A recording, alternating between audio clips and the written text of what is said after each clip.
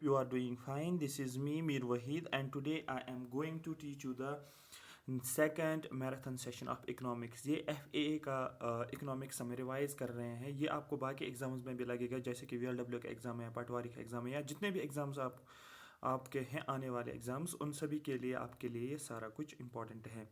ठीक है, इसका पहला सेशन मैंने दिया था. अगर अभी तक आपने नहीं देखा वो आप उसको पहले देखो. तो आज का टॉपिक जो हमारा रहेगा वो रहेगा हमारा related to the qualitative credit control measures. तो हम RBI पढ़ रहे थे और मैंने RBI का आपको बोला था क्रेडिट कंट्रोल मेजर्स होते हैं हमारे पास. एक होता हमारे पास क्वांटिटेटिव और दूसरा होता क्वालिटेटिव. आज जो हम पढ़ने वाले हैं वो हमारे पास क्वालिटेटिव क्रेडिट कंट्रोल मेजर. इस क्वालिटेटिव क्रेडिट कंट्रोल मेजर में आपको तीन चीज़ों के बारे में पता होना चाहिए. एक है क्रेडिट राशनिंग का मतलब क्या होता है, variation of marginal requirements, third is moral suasion और डायरेक्ट एक्शन. ये तीन जो है ये क्वालिटेटिव क्रेडिट कंट्रोल मेजर्स के अंदर आता है. यहाँ पर क्या होता है क्रेडिट राशनिंग में, RBI directed that banks must lend 40% to the priority sector decided by RBI from time to time. This is happening since 1969. देखो एक्चुअली क्या होता है, इसमें क्या बताया गया है कि RBI ने बोला, डायरेक्शंस दी बैंक्स को कि आपको क्या करना है, जितना भी आप लोन देते हो, ठीक है, जितना भी आप लेंड करते हो, उस लोन का 40% आपको, अगर 100 रुपीज़ आप लोन देते हो, उस 100 रुपीज़ में से आपको 40% मतलब 40 रुपीज़ जो हैं आपको क्या करना है, प्रायोरिटी सेक्टर्स को देना है. ठीक है. और ये जो हुआ है ये कब से हुआ आपको बोलना है, 1969 से शुरू हो गया. अब क्वेश्चन यहाँ पर आपका यही इंपॉर्टेंट बनता है कि प्रायोरिटी सेक्टर लेंडिंग कितनी की जाती है, आपको बोलना 40% आपको याद रखना है. फिर इसी 40% को डिवाइड किया जाता है फिर अलग अलग सेक्टर्स में. ठीक है, 40 रुपए को फिर सपोज अगर एग्रीकल्चर प्रायोरिटी सेक्टर में आ जाएगा तो उसमें से 8 रुपए एग्रीकल्चर. सपोज अगर एजुकेशन भी सपोज मैं बोल रहा हूँ प्रायोरिटी सेक्टर में, उसके लिए 2 रुपए, तो टोटल किया जाता है 40 रुपए को बराबर. तो प्रायोरिटी सेक्टर्स में बहुत सारे जो है सेक्टर्स आ जाते हैं. तो ओवरऑल प्रायोरिटी सेक्टर को कितना दिया जाता है, 40% दिया जाता है. ये RBI डायरेक्शन देता है बैंक्स को. ठीक है. उसके बाद variation of marginal requirement. Margin का मतलब क्या होता है, down payment paid for buying a consumer durables before taking loan from the banks. For example आप क्या करते हो, आपको बैंक से लोन लेना है, ठीक है, 5% पे 10% पे आपको लोन मिलता है, लेकिन आपको डाउन पेमेंट दी जाती है. ठीक है, आपको डाउन पेमेंट दिया जाता है जब आप बैंक के पास जाते हो. When RBI thinks banks is lending more, definitely जब डाउन पेमेंट दिया जाएगा तो आप ज़्यादा से ज़्यादा बैंक की तरफ जाओगे, आपको ज़्यादा से ज़्यादा लोन दिया जाएगा, आप ज़्यादा से ज़्यादा लोन ले लोगे. लेकिन जब RBI को लगता है कि बैंक्स ज़्यादा से ज़्यादा लोन देने लगे, किनको, बारोवर्स को, बारोवर फॉर एग्जाम्पल मुझे या आपको या किसी और को, वो ज़्यादा से ज़्यादा लोन ले रहे हैं बैंक से, और वो भी किस लिए, कंज्यूमर ड्यूरेबल्स के लिए. कंज्यूमर ड्यूरेबल्स के लिए जो हम खुद के लिए चीज़ें इस्तेमाल करते हैं. तो RBI क्या करता है, RBI स्टेप्स इन. RBI जो होता है इसका रोल यहाँ पर आता है and asks to increase the margin.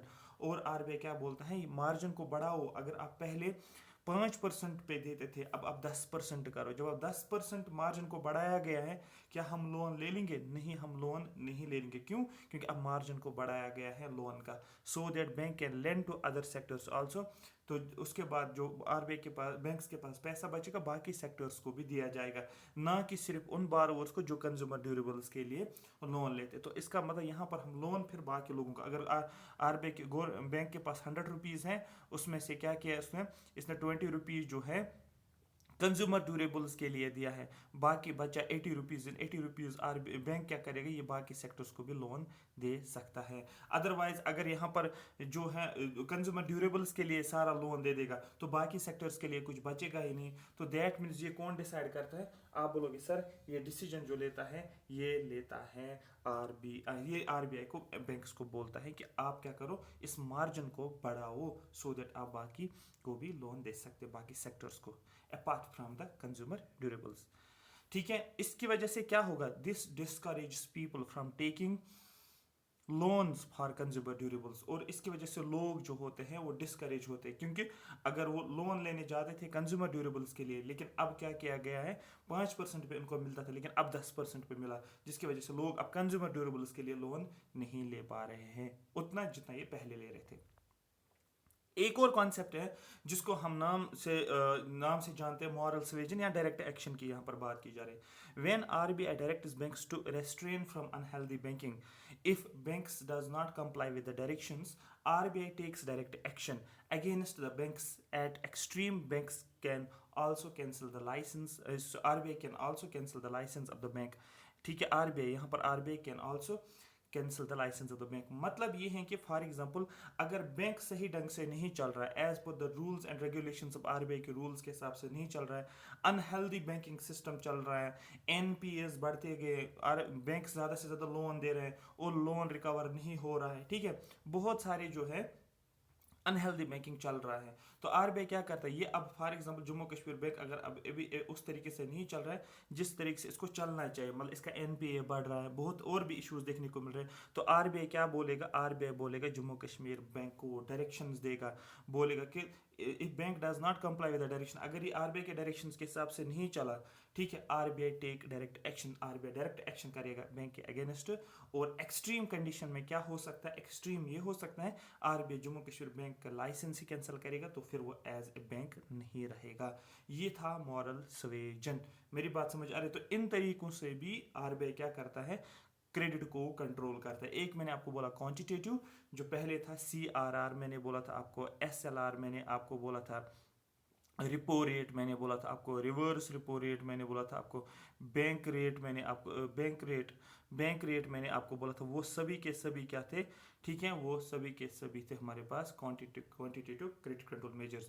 लेकिन तीन, एक है डायरेक्ट एक्शन, दूसरा हमारे पास मार्जिनल रिक्वायरमेंट, तीसरा हमारे पास जो था वो हमारे पास है क्या बोलते हैं उसको, क्रेडिट राशनिंग। ये तीन जो है ये क्वालिटेटिव क्रेडिट कंट्रोल मेजर्स है। तो आपको डायरेक्ट आपको एम्स को यही बनेगा कि क्वालिटेटिव क्रेडिट कंट्रोल मेजर्स और क्वांटिटेटिव क्रेडिट कंट्रोल मेजर्स होते क्या हैं, ठीक है।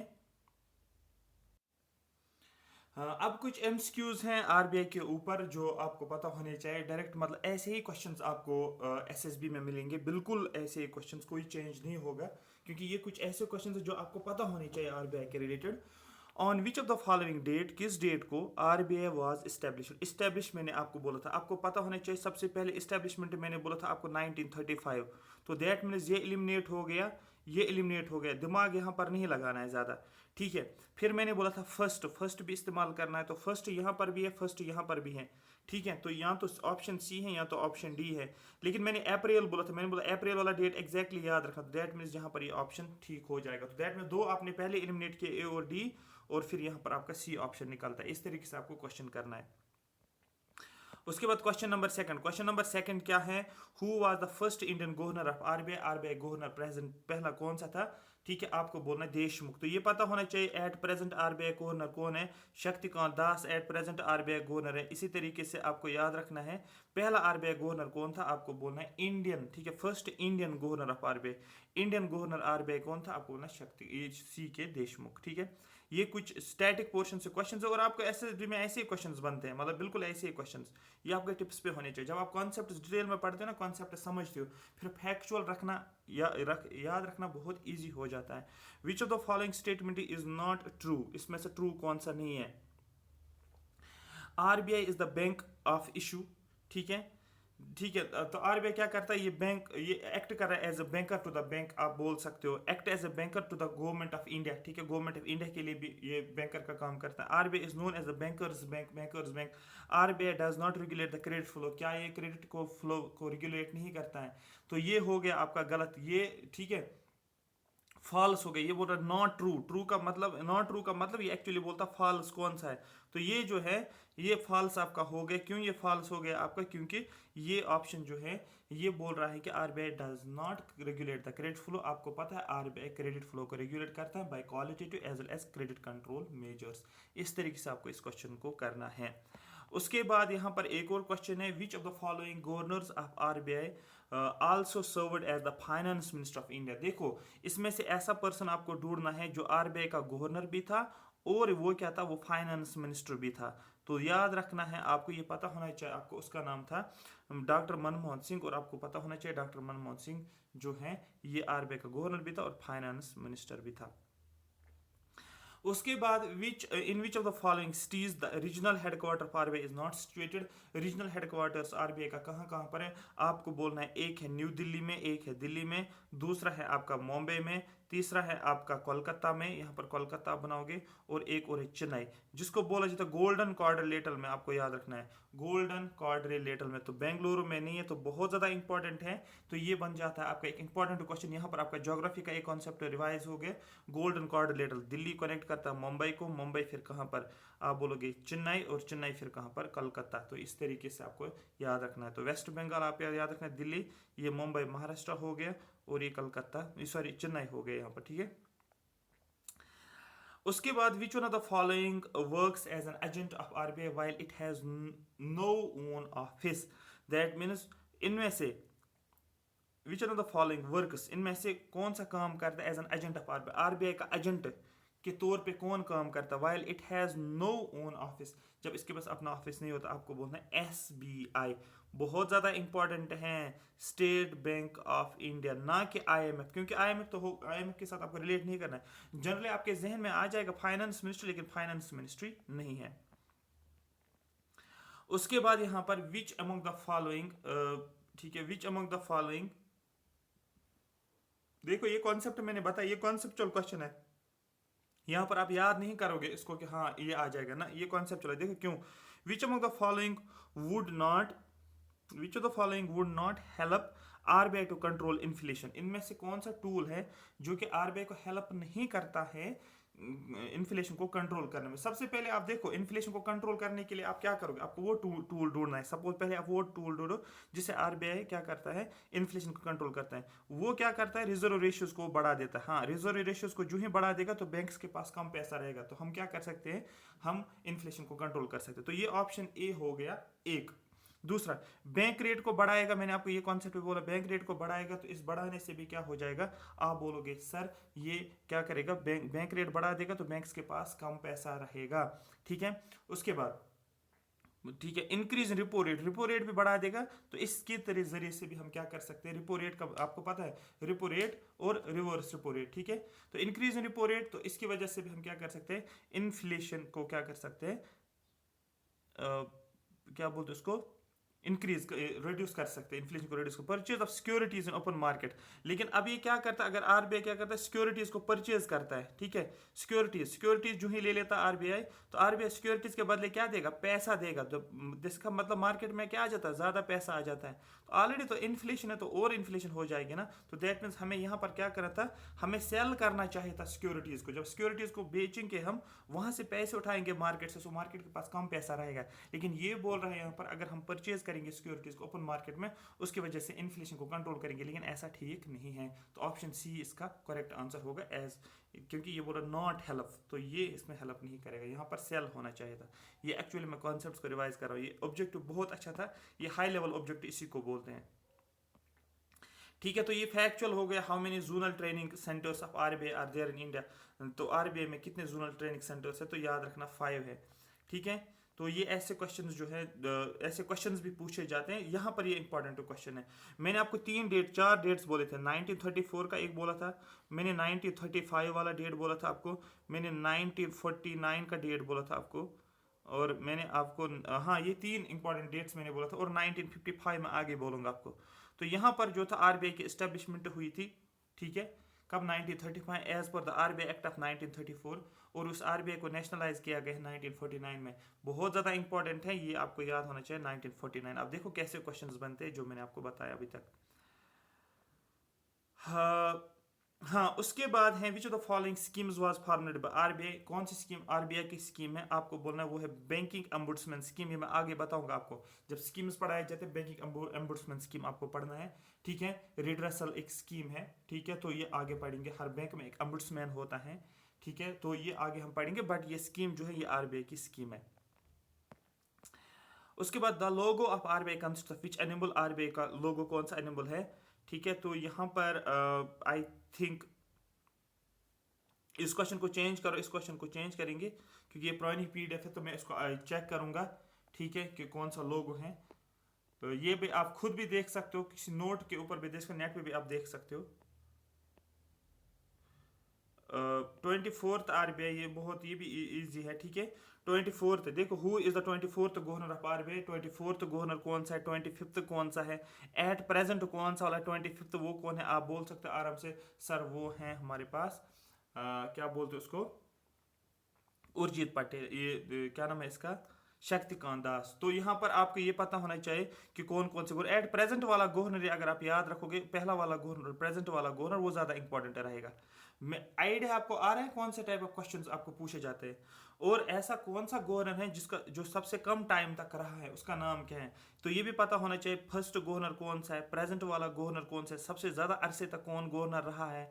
उसके बाद जो है सबसे कम टाइम तक आपको बोला अमिता घोष जो है ये रहा है, ठीक है। और लॉन्गेस्ट टेनवर तक कौन रहा, तो आपको बोला बेनेगल रामा जो है लॉन्गेस्ट टेनवर गवर्नर रहा है। बिल्कुल ये क्वेश्चन जो होते हैं आंखें बंद करके आप इसको आंसर कर सकते हो, ठीक है। मैंने आपको बोला था, जब मैंने आपको पहला लेक्चर दिया था, मैंने आपको बोला था उसका हेड क्वार्टर जो था वो था कलकत्ता में, लेकिन उसके बाद उसको परमानेंटली मूव किया गया बॉम्बे में। लेकिन ये कब किया गया, आपको बोला 1937 में। तो 1934 वाला मैंने बोला था ना चार, 1934 वाला, 1935 वाला, 1937 वाला और 1949 वाला, ये चार डेट्स ऐसे हैं जो आरबीआई के साथ रिलेट है। देखो कैसे इंपॉर्टेंट है। जैसे आरबीआई की एस्टेब्लिशमेंट हुई है एज पर द क्या बोलते हैं उसको, established in 1935 as per the RBI act of 1934। उसके बाद इसका हेडक्वार्टर परमानेंटली शिफ्ट किया गया 1937 में, इसको नेशनलाइज किया गया 1949 में। ये आपको क्लियर हुआ होगा। तो ये सारी चीज़ें यहाँ पर आपको रिवाइज हो रही है। और ये पता होना चाहिए आरबीआई इशू करता है, can issue currency notes up to the denominations, कब कहाँ तक। आपको बोला 10,000 का नोट आपने देखा होगा, 10,000 जो होता है ये फाइनल डिनोमिनेशन होता है आरबीआई का। आई होप ये बात आपको समझ आ रही होगी। उसके बाद who was the first women deputy director of RBI, पहली वुमेन डिप्टी डायरेक्टर। ऐसे क्या बोलते हैं, जेके एसएसबी को ज़्यादा हैबिट होता है कि ऐसे क्वेश्चंस पूछना। पहली वुमेन डिप्टी डायरेक्टर आरबीआई कौन सी रही है, आपको बोलना है बासु, ठीक है। ये आप याद रख सकते हो, अनुराधा बासु। उसके बाद यहाँ पर फर्स्ट गवर्नर ऑफ आरबीआई, देखो फर्स्ट इंडियन गवर्नर नहीं बोला गया, फर्स्ट इंडियन अगर होता, वो मैंने अभी आपको बोला, फर्स्ट इंडियन अगर होता यहाँ पर तो देशमुख में लिखता यहाँ पर, लेकिन यहाँ पर इंडियन नहीं है, यहाँ पर पहला गवर्नर आरबीआई का कौन था, ठीक है। तो आपको बोला उसका नाम क्या था, सर ऑसबॉर्न स्मिथ उसका नाम है, ठीक है। फर्स्ट गवर्नर ऑफ आरबीआई, ये मैंने आपको बोला फर्स्ट, यही क्वेश्चन है शायद, हाँ यही क्वेश्चन है, रिपीट हो गया। 24 वाला क्वेश्चन है, which statement is not true regarding RBI, it is the central bank of India. ये सेंट्रल बैंक इंडिया का डेफिनेटली, हाँ ये सेंट्रल बैंक इंडिया का है। इसको इस्टेब्लिश किया गया 1935, हाँ सर ये भी ठीक है। It can issue currency notes, हाँ सर बिल्कुल ये करेंसी नोट्स इशू कर सकता है। It is also known as banker's bank, इसको बैंकर्स बैंक भी बना। अगर ये भी ठीक है, ये भी ठीक है, ये भी ठीक है, ये भी ठीक है, ऑटोमेटिकली ये गलत हो जाएगा।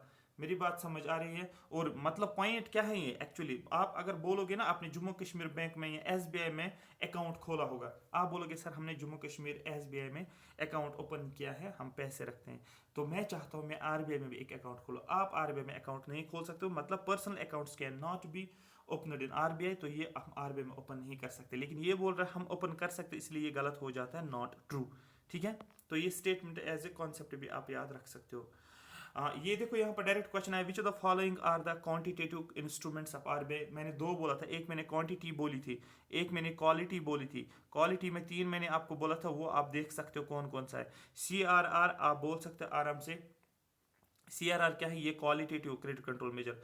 बैंक रेट ये भी मैंने आपको बोला था, एसएलआर मैंने बोला था, सीआरआर मैंने आपको बोला था। ऑल ऑफ दिस इसका मतलब आ जाएगी, ये सारे के सारे क्वांटिटेटिव क्रेडिट कंट्रोल मेजर्स आपको देखने को मिलेगा। उसके बाद यहाँ पर क्वेश्चन है that is RBI is a member of which of the following, RBI किसका मेंबर है। आप बोलोगे सर आरबीआई जो है वो आईएमएफ का मेंबर है, डेफिनेटली आईएमएफ का मेंबर है। मैंने आपको पहले ही बोला कि आरबीआई जो है ये रिप्रेजेंट करता है इंडिया को, किसमें, आईएमएफ में, और एशियन क्लियरिंग यूनियन, ना कि कॉमनवेल्थ बैंक ऑफ ऑस्ट्रेलिया, इसके साथ कोई लिंक नहीं है।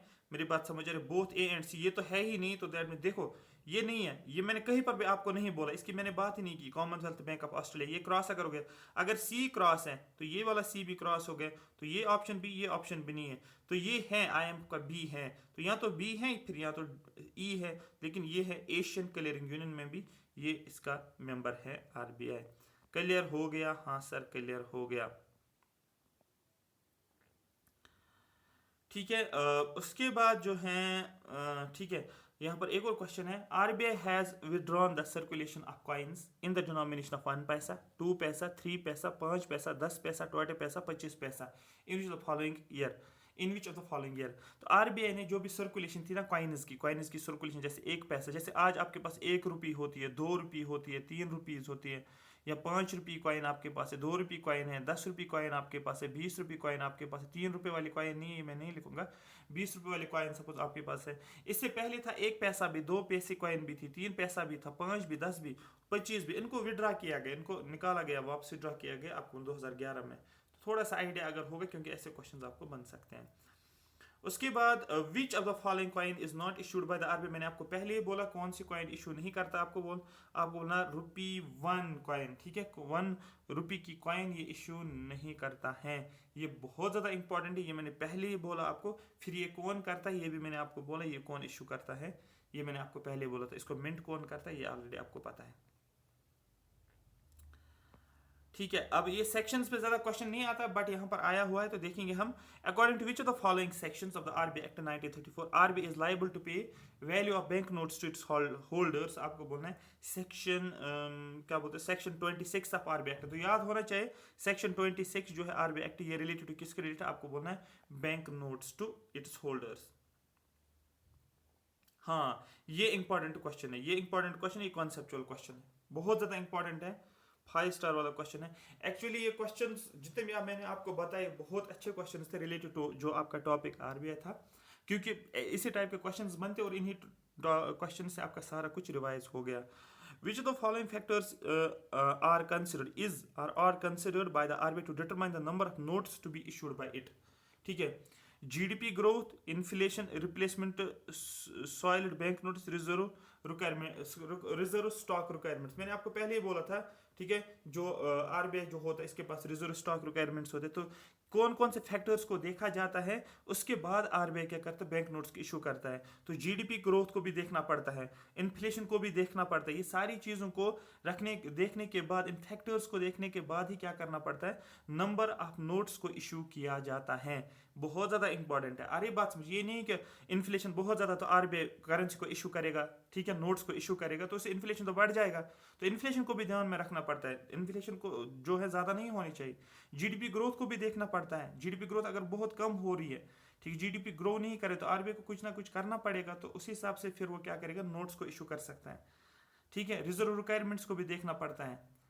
तो ये सारी चीज़ें जो होती है ऐसे फैक्टर्स है जिनको RBI जो होता है, इन फैक्टर्स को देखने के बाद ही जो करेंसीज को या आप बोल सकते नोट्स को इशू किया जाता है। ठीक है, तो यहाँ पर आप देख सकते हो इन सभी का सोल्यूशन यहाँ पर दिया हुआ है, ये आप आराम से इसको पढ़ सकते हो, पढ़ने की ज़रूरत भी नहीं, लेकिन मैंने ऑलरेडी आपको डिटेल में बताई, ये सारी चीज़ आपकी रिवाइज हो जाएंगी। ठीक है, सारी चीज़ आपकी रिवाइज हो जाएगी। ठीक है, ये सारी चीज़ें दी गई है सो दैट आप इजीली कर सकते हो। ठीक है,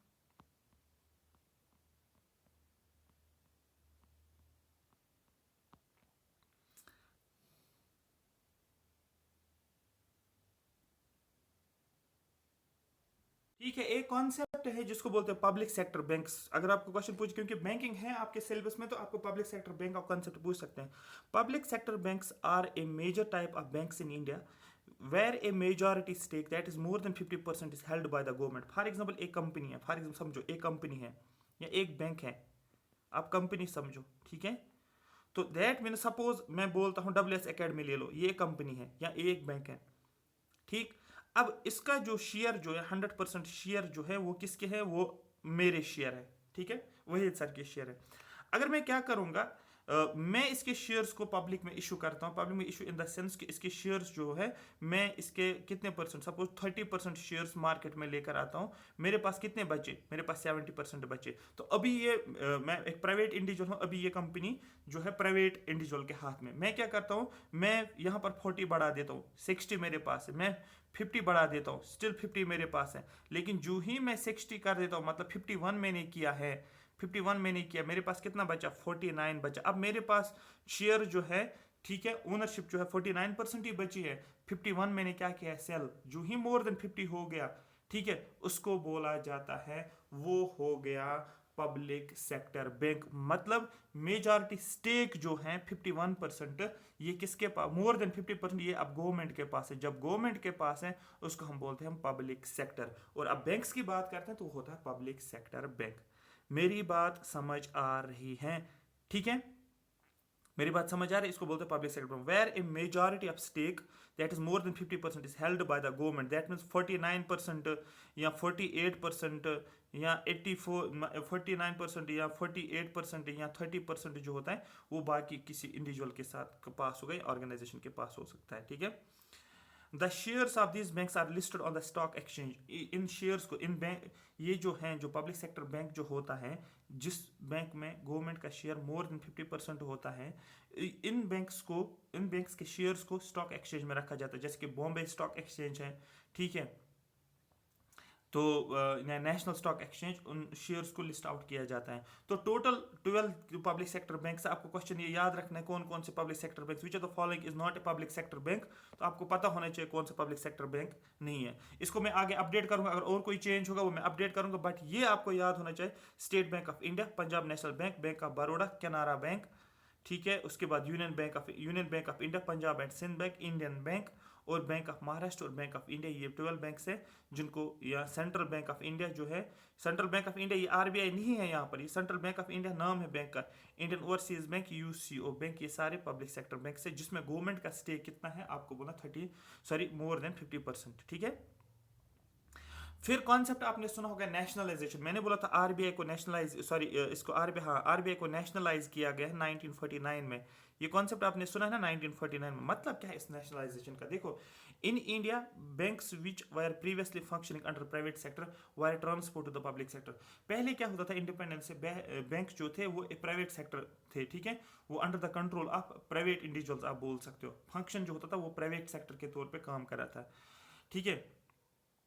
लेकिन उसके बाद क्या हुआ है, वो उसको ट्रांसफर किया गया है public sector bye an act of nationalisation. एक एक्ट पास किया गया है, उसको बोलते हैं एक्ट ऑफ नेशनलाइजेशन। और उस एक्ट के थ्रू इसको कब क्या बनाया गया है, ये ट्रांसफर किया गया है पब्लिक सेक्टर में। एंड दस the nationalisation came into existence, और नेशनलाइजेशन एग्जिस्टेंस में आया है। क्लियर हो गया? फिर से मैं रिपीट कर रहा हूं, ऐसे बैंक्स जो पहले क्या थे, प्राइवेट सेक्टर थे, were transfer to the public sector, उसको फिर क्या किया गया, इसकी स्टेक होल्डिंग जो है वो ट्रांसफर किया गया किसको, गवर्नमेंट को, मोर देन 50% आप बोल सकते हो, और इसी को हम नेशनलाइजेशन बोलते हैं। अब नेक्स्ट यूनिट जो है आपका वो स्टार्ट होता है मॉनेटरी पॉलिसी। मॉनेटरी पॉलिसी क्या है ये आपको यहाँ पर समझना है, बहुत ज़्यादा इंपॉर्टेंट है। डायरेक्ट क्वेश्चंस आपको पहले ही बनेंगे। मॉनेटरी पॉलिसी का मतलब समझना है, मॉनेटरी पॉलिसी क्या है। मॉनेटरी पॉलिसी डील्स विथ, ये किसके साथ डील करता है, मनी सप्लाई, ठीक है, मनी सप्लाई, कितना मनी सप्लाई करना है मार्केट में, ठीक है, ये हो गया monetary policy. Supply of credit, credit का मतलब क्या होता है, लोन। क्वेश्चन पूछेगा विच of the following is true about monetary policy. Monetary policy deals with money supply, आप इसको भी टिक करोगे। दूसरा option, it deals with credit, credit का मतलब क्या होता है, आपको लोन दिया जाता है। और तीसरा, डिटर्मिनेशन इंटरेस्ट रेट्स, आपको इंटरेस्ट रेट्स भी यहाँ पर डिटरमाइन किया जाता है। वो कौन करता है, वो आरबीआई करता है, वो बैंक्स करते हैं एक्चुअली। तो ये होता है related to monetary policy. Physical policy का मतलब होता है, वो होता है रिलेटेड टू गवर्नमेंट के रिलेटेड जो भी पॉलिसीज होती है, यहाँ पर मैं बोलता हूँ आपको। और उसमें क्या किया जाता है, उसमें जो टैक्सेस होते हैं वो लगाए जाते हैं यहाँ पर। मेरी बात समझ आ रही है? उसमें गवर्नमेंट का जो भी एक्सपेंडिचर होता है वो यहाँ पर बात की जा रही है। उसमें गवर्नमेंट का जो भी रेवेन्यू होता है, मतलब revenue in the form of taxes की ही बात करेंगे, वो होता है आपके पास फिजिकल पॉलिसीज।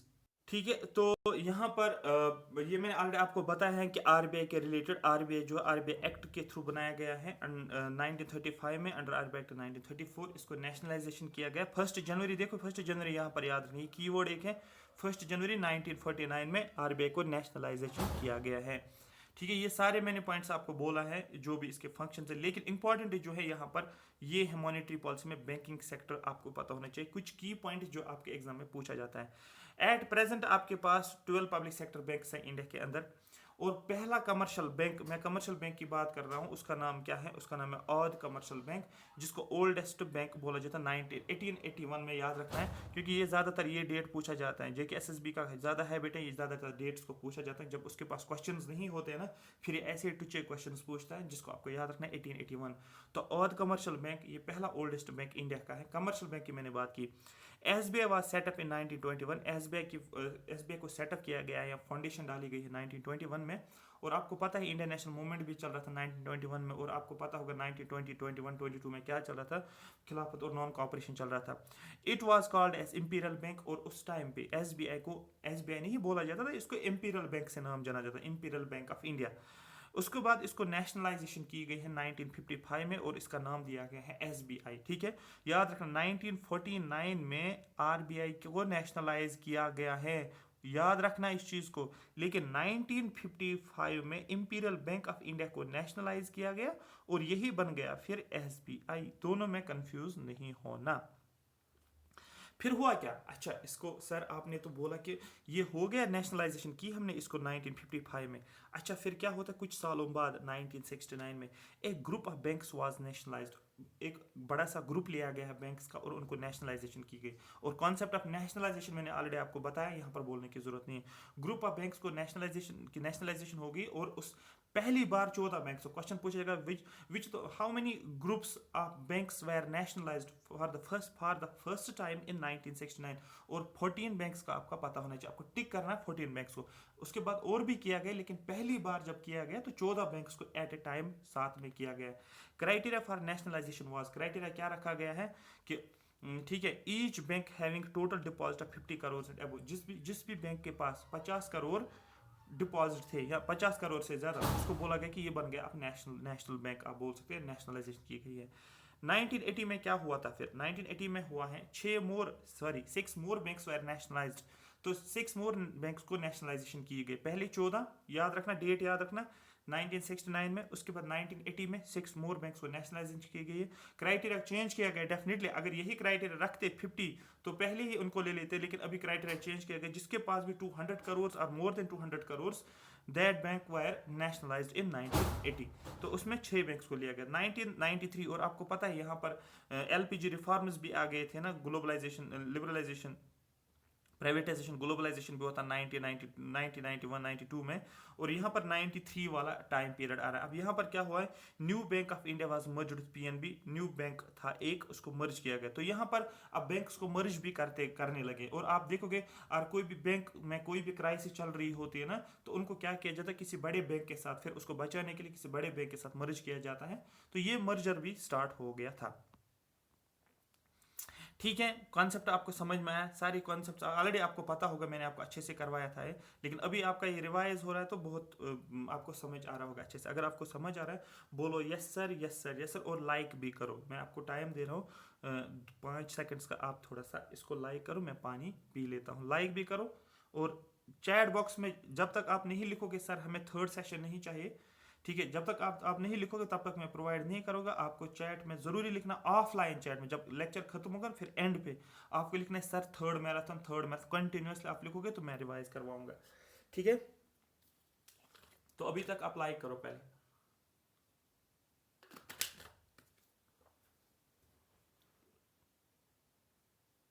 हाँ, नेशनलाइजेशन ऑफ बैंक्स, ये नेशनलाइजेशन कैसे हुआ है, देखो ये पढ़ना जरूरी क्यों होता है, आपका बैकग्राउंड जानना क्यों जरूरी, तब ही आप क्वेश्चन को वहां पर इजीली कर सकते हो बगैर किसी डर से।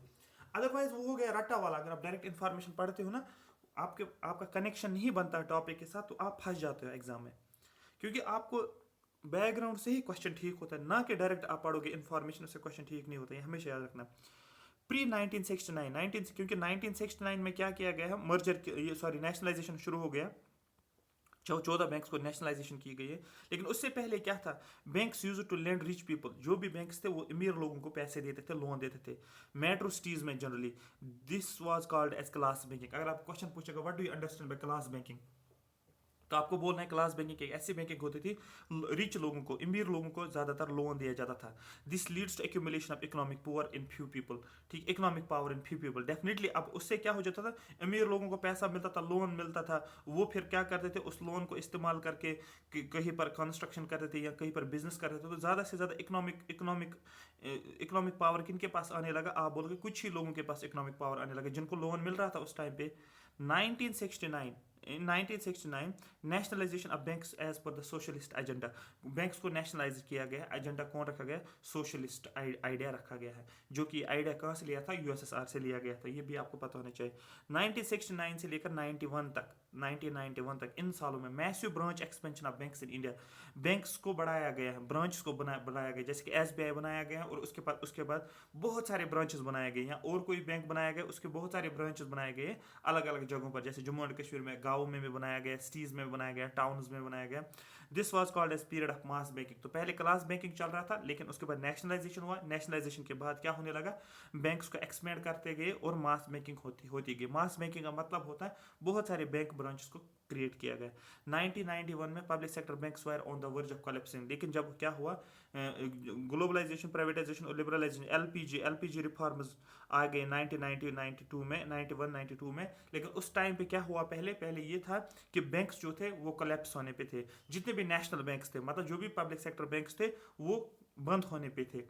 Hence government set up a committee. Government ने बोला हम कमेटी ला रहे हैं related to banking sector reforms, और उस कमेटी को नाम दिया गया नरसिम्हन कमेटी। क्वेश्चन पूछा जाएगा, Narasimham committee is related to which of the following, monetary policy related to banking sector, related to आपको बोला एक तो बैंकिंग सेक्टर, एक पूछा जाएगा इंडस्ट्रियल सेक्टर, या पूछा जाएगा एग्रीकल्चर सेक्टर। आपको बोला ये बैंकिंग सेक्टर के रिलेटेड है। तो डायरेक्ट आपको क्वेश्चन क्या बनेगा, देखो क्वेश्चन इवन दो कि अगर आपको नरसिम्हन कमेटी के रिकमेंडेशन पे क्वेश्चन नहीं पूछा जाएगा, लेकिन ये क्वेश्चन डेफिनेटली पूछा जाएगा नरसिम्हन कमेटी जो है, ठीक है, नरसिम्हन कमेटी जो है ये किस रिलेटेड है। आपको बोला बैंकिंग सेक्टर रिफॉर्म्स।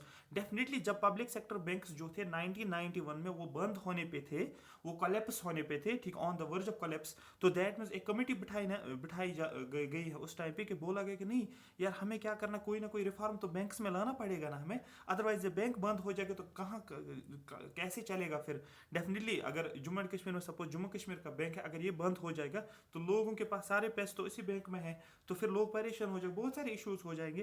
तो इसी तरीके से वहां पर भी ये हुआ, पब्लिक सेक्टर बैंक्स की हालत खराब थी, उन्होंने बोला कि नहीं अब हमें रिफॉर्म्स लाने चाहिए। क्या रिफॉर्म्स लाए गए, एक कमेटी बिठाई गई और उस कमेटी का हेड रखा गया नरसिम्हन, और नाम दिया गया है Narasimhan committee on banking sector reforms. ये ऑलरेडी क्वेश्चन पूछा गया, जेकेएस में भी, यूपीएससी में पूछा गया, एसएससी में क्वेश्चन पूछा गया है। नरसिम्हन कमेटी इज रिलेटेड, आपको बोलना सीधा ऑप्शन में था बैंकिंग सेक्टर रिफॉर्म्स, तो टिक करना था बैंकिंग सेक्टर रिफॉर्म्स। अब इसके रिकमेंडेशंस को पढ़ेंगे, ठीक है, आपको याद होने चाहिए वाले recommendation. There should be no further branch expansion. बोला गया है कि, क्योंकि मैंने बोला था मास बैंकिंग हुई थी, क्यों हुई थी, क्योंकि बहुत ज़्यादा ब्रांचेस बनाए गए थे। अब इसने बोला कि ब्रांचेस को बंद करो, ज़्यादा ब्रांचेस अब नहीं खोलोगे, जितना भी खुला अभी तक बस उसके आगे नहीं। Banks will have the freedom to open और close the branch except closing a branch in rural area. Banks को पावर दिया गया था, बैंक्स के पास अपनी अथॉरिटी वो खोल सकते हैं ब्रांच को या क्लोज भी कर सकते हैं ब्रांच को, except closing the branch rural areas. लेकिन रूरल एरियाज में आप ब्रांच को क्लोज नहीं कर सकते थे, क्योंकि रूरल एरियाज में उस टाइम बैंकिंग की जरूरत थी। लेकिन बाकी फर्दर ब्रांचिंग को गवर्नमेंट फर्दर ब्रांचिंग करेगा नहीं, वो गवर्नमेंट नहीं कर सकता है। बैंक्स को फ्रीडम दिया गया, बैंक्स खुद डिसाइड करेंगे कि उनको ब्रांच को खोलना है या नहीं खोलना है, क्लोज करना है या नहीं करना है, लेकिन वो क्लोज नहीं कर सकते थे रूरल एरियाज में। तो ये की वर्ड है यहाँ पर रूरल एरियाज का। There should be no further nationalisation of banks. अब आप नेशनलाइजेशन नहीं करोगे बैंक्स की, ठीक है, ये भी रोका गया। तो क्वेश्चन पूछा जाएगा नो फर्दर ब्रांच एक्सपेंशन, देखो हाईलाइट किया हुआ है, no further nationalisation of banks, ये दूसरा कीवर्ड आपका बन जाता है। Third, government should encourage setting up of more and more private sector banks. Government को इनकरेज करना चाहिए लोगों को, कि बोला जाएगा गवर्नमेंट की तरफ से कि ये करो आप काम, आप प्राइवेट सेक्टर बैंक्स खोल दो, ज़्यादा से ज़्यादा प्राइवेट सेक्टर बैंक्स बनाओ, सो दैट मार्केट में कंपटीशन आ जाएगा। जब मार्केट में कंपटीशन होता है तो ज़्यादा से ज़्यादा अच्छा क्या होता है, फिर जो है बैंकिंग सेक्टर काम करे। जैसे कि मैं बोलता हूँ, सपोज जम्मू एंड कश्मीर में 5-8 अकेडमीज है। अब देखो कंपटीशन लग गया, क्योंकि अब वो बोल रहा है कि मेरी एकेडमी चलनी चाहिए, हम बोल रहे हैं मेरी एकेडमी चाहिए चलनी चाहिए, तो कंपटीशन कहाँ पर आ गया? कंपटीशन आ गया क्वालिटी पे, कौन से सबसे बेस्ट क्वालिटी देता है ऑटोमेटिकली वो compete कर पाएगा। एग्जैक्टली हर मार्केट में यही होता है कि इसका प्रोडक्ट कैसा अच्छा चलता है वही मैटर करता है। Public sector bank should be permitted to mobilise funds from the capital market by issuing shares. Public sector banks जो होते हैं, मतलब जो गवर्नमेंट के बैंक्स आप समझो, शुड बी इनको परमिशन दिया गया है कि आप क्या करो, आपको अगर फंड्स की जरूरत है ना, आप फंड्स ले सकते हो कहाँ से? कैपिटल मार्केट से। देखो एक होता हमारे पास मनी मार्केट और दूसरा हमारे पास कैपिटल मार्केट। कैपिटल मार्केट जहां पर शेयर वेयर बॉन्ड वॉन्ड आप इशू करते हो, ठीक है, बाय इशूइंग शेयर्स, कंपनी के शेयर्स आप इशू करोगे और उसके बाद आप वहां से फंड्स उठा सकते हो। Priority sector lending should be brought down from 40 to 10%।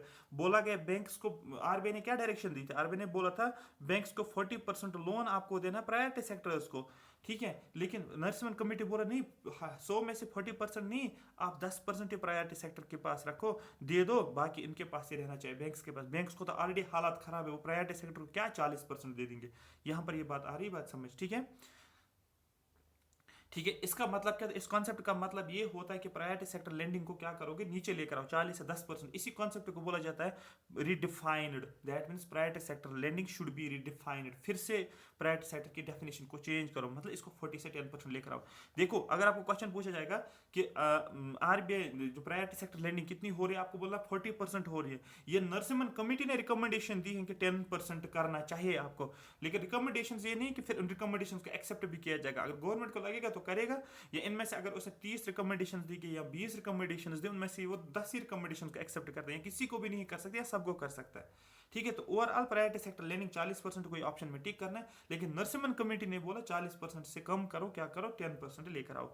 Both SLR and CRR should be brought down. Definitely banks को बोला गया है कि एसएलआर और सीआरआर को कम करो आप, क्योंकि अगर बैंक के पास 100 रुपीज़ डिपॉजिट होता था, उसको उसमें से सपोज एसएलआर 19 रुपीज़ रखना पड़ता था, ठीक है, तो दैट में उसके पास पैसे कम बच गए। ऑलरेडी बैंक जो है अच्छे से काम नहीं कर रहा है, तो बोला गया कि नहीं अब इसको क्या करो, थोड़ा सा इसको जो रिलैक्सेशन दे दो, इसको बोला सपोज 10 रुपीज़ रखो, ना कि 19 रुपीज़ रखो। इसी को बोला जाए कम करना, सीआरआर और एसएलआर को कम करो। ये किसने बोला है? ये नरसिम्हन कमेटी ने बोला बैंक्स को सीआरआर और एसएलआर में थोड़ा सा रिलैक्सेशन दे दो, लेकिन ये एट ए टाइम आप कम नहीं करो, ये फेज्ड मैनर में। अगर अभी 19% एसएलआर है, आप उसको 17% लेकर आओ एसएलआर का एक साल सपोज, फिर आप इसको 15% लेकर आओ एसएलआर, फिर आपको 10% लेकर आओ, आहिस्ता आहिस्ता आहिस्ता, ना कि एट ए टाइम, क्योंकि यहाँ पर बोला गया फेज्ड मैनर में, फेजेस में। Special fast track debt recovery tribunal TRT should be set up in India to address the problems of NPA. ये क्वेश्चन पूछा गया था जेकेपीएसआई में, जो 27 मार्च को हुआ था, पहला जेकेपीएसआई, ठीक है। तो उस टाइम भी ये क्वेश्चन पूछा गया था, डेट रिकवरी ट्रिब्यूनल पे क्वेश्चन पूछा गया था। Special fast track debt recovery tribunal, ऐसे जैसे कि नेशनल ग्रीन ट्रिब्यूनल जो होता है ना, नेशनल ग्रीन ट्रिब्यूनल जो होता है, जो रिलेटेड टू क्लाइमेट के रिलेटेड होता है, एनवायरमेंट के रिलेटेड, 2010 में जो आया है, एग्जैक्टली वैसे ही क्या किया गया है, एक ट्रिब्यूनल बनाया गया जिसको डेट रिकवरी ट्रिब्यूनल, मतलब जो भी बैंक्स ने लोन दिया होता है उस लोन को रिकवर करना, उस डेट को रिकवर करना, उसके लिए बनाया गया एक ट्रिब्यूनल, उसको बोलते हैं, जिसको बोला जाता है डेट रिकवरी ट्रिब्यूनल, जो फास्ट ट्रैक पे काम करे। Should be setup in India, India में सेटअप करना है to address the problems. NPA मतलब non performing asset. Concept of non performing asset का मतलब क्या है? फॉर एग्जाम्पल बैंक के पास थे 100 करोड़ थे बैंक के पास, बैंक ने 100 करोड़ लोन दे दिया किसी कंपनी को, ठीक है, ये कंपनी है, लेकिन कंपनी जो है ये अब बैंक को वापस नहीं दे पा रहा है, तो दैट मीन्स ये बैंक के पास एसेट था ना 100 करोड़, क्योंकि 100 करोड़ में इसको 5 करोड़ और मिलते हैं इंटरेस्ट रेट पे। 100 करोड़ इसने कंपनी को दिया था, कंपनी इसको वापस दे देगी इस 100 करोड़ को, और 5 करोड़ ऊपर से, मतलब इंटरेस्ट रेट के तौर पे कंपनी को देना पड़ेगा 5 करोड़। 5 करोड़ बैंक को प्रॉफिट हो गए, तो दैट मीन्स जो भी चीज़ प्रॉफिट देता है ना वो बनता है एसेट। तो बैंक के लिए एसेट क्या था? बैंक ने जो लोन दिया। लेकिन यहाँ पर बात आ रही है कि ये बैंक को अब ये रिकवर पैसा नहीं हो रहा है, 100 करोड़ रिकवर नहीं हो रहा है, इसको बोलते हैं एनपीए, नॉन परफॉर्मिंग एसेट। पहले तो दिया इसने लोन, लेकिन अब ये परफॉर्म नहीं कर रहा है। मतलब क्या है इसका? परफॉर्म नहीं कर रहा, मतलब ये है कि बैंक को ये रिकवर नहीं हो रहा है। ये रिकवर नहीं हो रहा तो इंटरेस्ट रेट की तो बात ही नहीं है। तो इसको बोला जाता है कि इसीलिए इन रीजन आपको क्वेश्चन पूछा जाएगा कि डेट रिकवरी ट्रिब्यूनल को एस्टेब्लिश क्यों किया गया है, आपको बोलना है to address the problem of NPA की प्रॉब्लम को एड्रेस करने के लिए। अगर आप में से आप 2023 का ये जेकेएस का एग्जाम दे रहे हो या यूपीएससी का एग्जाम दे रहे हो, ऐसे क्वेश्चन जो है टिप्स पे होने चाहिए, क्वेश्चन पूछा जाता है। स्पेशल एसेट रिकंस्ट्रक्शन कंपनी, इसको बोलते हैं SARC, ठीक है, स्पेशल एसेट रिकंस्ट्रक्शन कंपनी, इसको ARC जनरली बोला जाता है, should be set up to address the problems of NPA. देखो दो चीजें मैंने बताई, एक है डेट रिकवरी ट्रिब्यूनल, ये भी एनपीए के प्रॉब्लम का एड्रेस करेगा, और दूसरा एसेट रिकंस्ट्रक्शन कंपनी, ये भी एनपीए के प्रॉब्लम्स को प्रॉब्लम्स को एड्रेस करता है। क्वेश्चन आपको पूछेगा debt recovery tribunal is related to, आपको बैंकिंग सेक्टर, स्पेशल एसेट आपको पूछेगा asset reconstruction company is related to, आपको बोलना है रिलेटेड टू एनपीएस, मतलब नॉन परफॉर्मिंग एसेट या बैंकिंग सेक्टर आप बोल सकते हैं। Bank should set aside some of their profits in their books against NPAs as a stand up by and a backup support. For example, banks के पास अगर 100 rupees है, profit हुआ है, उस प्रॉफिट में से ये क्या करेगा, 60 रुपीज़ क्या करेगा, ये थोड़ा सा बैक एंड पे रखेगा, अपने पास रखेगा, ठीक है, क्योंकि उसने लोन दिया होता है, और अगर वो उसके पास एनपीए है, उस एनपीए को एब्जॉर्ब कर सकता है, ये अपने प्रॉफिट में से इस्तेमाल कर सकता है उस एनपीए को क्या करने के लिए, मतलब एनपीए के बदले वो यूज़ कर सकता है, ठीक है, अगेंस्ट एनपीएस। मेरी बात समझ आ रहा है, मतलब as a backup support. For example मैं आपको ऐसे समझाऊंगा, कॉन्सेप्ट समझो, आप कोई बिजनेस खोल रहे हो, ठीक है, तो आपके बिजनेस में आ गया सपोज 50,000, 50,000 आपको प्रॉफिट हो गया, ठीक है, तो दैट मीन्स आगे आपको पता है मुझे लॉस भी हो सकता है। सपोज आपका लॉस हो गया 20,000 लॉस हो रहा है, लेकिन जो प्रॉफिट में से आपने क्या 50,000 प्रॉफिट हुआ था, उसमें से आपने 30,000 रुपीज़ क्या रखा था, बैकअप रखा था। लेकिन आगे सपोज आपको बिजनेस में 2024 में बिजनेस में लॉस होता है 20,000 का, लेकिन प्रॉफिट में से आपको 30,000 उठाया था ना, उस 30,000 ये रिकवर करेगा किसको, इस 20,000 को, एक एज ए बैकअप सपोर्ट के तौर पे। बस इस तरीके से आप रखो, मतलब एक खुद को सेफ जोन में रखना है, ठीक है, क्लियर हो गया। Bank should adopt sound banking practice by adopting Basel norms. Banks को अच्छे तरीके से काम करने के लिए, बैंक्स को अगर अच्छे तरीके से काम करना है, प्रैक्टिस करनी है, तो उसको क्या करना है, कुछ नॉर्म्स को फॉलो करना है, उनको बोलते हैं बेसल नॉर्म्स। क्वेश्चन पूछा जाता है बेसल नॉर्म्स रिलेटेड टू, आपको ना banking sector of prudential banking in force since 1988 in the form of Basel first. तो ये बेसल नॉर्म्स पहली बार कब आए हैं, आपको 1988, और इन नॉर्म्स को पहले नॉर्म्स जब आए हैं उनको बोलते हैं बेसल नॉर्म्स फर्स्ट बोला जाता है, ये आपको याद रखना है। ये बेसल क्या है, ये एक जगह है एक्चुअली, ठीक है। In according to the Basel norms, और इन बेसल नॉर्म्स के हिसाब से bank should adhere to capital adequacy ratio, ठीक है, बैंक्स को क्या करना है, उसको एक रेशियो मेंटेन रखना है जिसको बोलते हैं capital adequacy ratio, and attain A capital adequacy ratio of 8%, कितना 8% बेसल फर्स्ट। और ये डायरेक्ट क्वेश्चन बन गया, ये ऑलरेडी एग्जाम में क्वेश्चन पूछे गए हैं कि capital adequacy ratio as per the Basel norms कितना रखना पड़ता है, आपको बोलना 8% रखना पड़ता है। ये पहला बेसल नॉर्म्स के हिसाब से, फिर बेसल सेकंड भी आया है, फिर बेसल थर्ड भी आया है। मेरी बात समझ आ रही है, कैपिटल एडुकेसी रेशियो आपको रखना पड़ता है। ये आगे मैं बताऊंगा कैपिटल एडुकेसी रेशियो क्या, बट अभी हम नर्सिंग कमेटी में इतना ही पढ़ेंगे, इसके पॉइंट्स पढ़ेंगे हम। नेक्स्ट जो है दैट्स एसेट रिकंस्ट्रक्शन कंपनी क्या है, ठीक है, एसेट रिकंस्ट्रक्शन में set up as an independent company, एक कंपनी बनाई जाएगी हुज ऑब्जेक्टिव, जिसका काम क्या होगा, is to take over from bank some of their bad debts. जो क्या करेगा, जो बैंक्स के पास, फॉर एग्जाम्पल बैंक्स ने क्या किया है, बैंक को 100 करोड़ रुपीज इसने लोन दिया किसी भी, फॉर एग्जाम्पल किसी कंपनी को, सपोज कंपनी ए को दिया गया, ठीक है, 100 करोड़ रुपीज, लेकिन इस 100 करोड़ में से 60 करोड़ ही रिकवर हो गए, मतलब बैंक को वापस आए 60 करोड़ से, बचा कितना 40 करोड़। ये 40 करोड़ क्या बना, ये बैंक का जो है बैड लोन था, एनपीए था। ये 40 करोड़ ये किसको दे देगा, ये एसेट रिकंस्ट्रक्शन कंपनी को बोलेगा इन 40 करोड़ को आप रिकवर करो।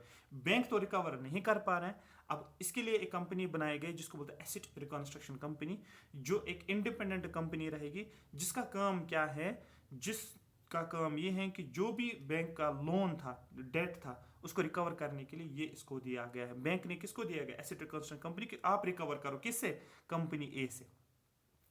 That is NPA at a discount, and recover these loans on its own through special expertise and power. और ये एसेट रिकंस्ट्रक्शन कंपनी अपने तरीके से अपना एक एक्सपीरियंस होता है इस लोन को रिकवर करेगा। लेकिन उसको एसेट रिकंस्ट्रक्शन कंपनी को भी फायदा होता है, क्यों वो बैंक से लोन बैंक को बोलेगा हमें दे दो, ये हम ये आपका ये करेंगे रिकवर करेंगे, क्योंकि बैंक को भी इसमें एसेट रिकंस्ट्रक्शन कंपनी को भी इसमें फायदा होता है। और बैंक को क्या फायदा होता है, बैंक को फायदा होता है उसको ये 40 करोड़ जो थे ये रिकवर होता है। तो 40 करोड़ बैंक को फिर नहीं दिया जाता है एसेट रिकंस्ट्रक्शन कंपनी के तौर पे। अगर 40 करोड़ में से सपोज 30 करोड़ से देता है, 10 करोड़ एसेट रिकंस्ट्रक्शन कंपनी के पास रहता है, सपोज मैं बोलता हूँ 10% 10 करोड़ एसेट रिकंस्ट्रक्शन कंपनी को भी फायदा है, और बैंक को कम से कम उतना तो मिला उसको, ठीक है, 40 में से कम 30 करोड़ तो वापस मिल गया है जो वो पहले परफॉर्म नहीं कर रहा था। तो इंडिया का फर्स्ट ARC का नाम क्या था, आपको बोले ARCIL, ठीक है। तो ये पहला ये नाम है, क्वेश्चन पूछा कि ARCIL इज, आपको बोले it is an asset reconstruction company. तो पहले एसेट रिकंस्ट्रक्शन कंपनी का नाम क्या रखा गया है, ARCIL, that is asset reconstruction company of India limited, ठीक है। तो दैट मीन्स लिमिटेड का मतलब गवर्नमेंट, ठीक है। ये हो गया, हाँ ये भी हो गया, ठीक है। आई होप यहाँ तक मेरी बात आपको समझ आ रही होगी। एक और एजेंसी लाई गई जिसका नाम है पारा। देखो मैं क्यों ये बोल रहा हूँ, ये क्वेश्चंस आपके बन सकते हैं। पारा की full form public sector asset reconstruction agency, recommended by Arvind Subramanian. ये किसने किया है, इसको रिकमेंड किया है, इसका किसको, पारा के बारे में ये बोला है Arvind Subramanian as a bad bank के तौर पे इसको बोला गया, दो नॉट इम्प्लीमेंट ना, अभी तक इसको इम्प्लीमेंट नहीं किया गया है, ठीक है। एसेट रिकंस्ट्रक्शन कंपनी क्या करती है, ये लोन को रिकवर करती है, किसके बिहाफ पे, बैंक्स के बिहाफ पे। मैंने आपको पहले ही बोला था, these asset reconstruction company will have vast powers as compare to the banks for the recovery. और एसेट रिकंस्ट्रक्शन कंपनी के वेस्ट ने vast powers, asset reconstruction company के पास बहुत सारे पावर्स होते हैं, बैंक से ज़्यादा इसके पास पावर्स होते हैं लोन को रिकवर करने में। आई होप यहाँ तक सारी बात आपको समझ आई।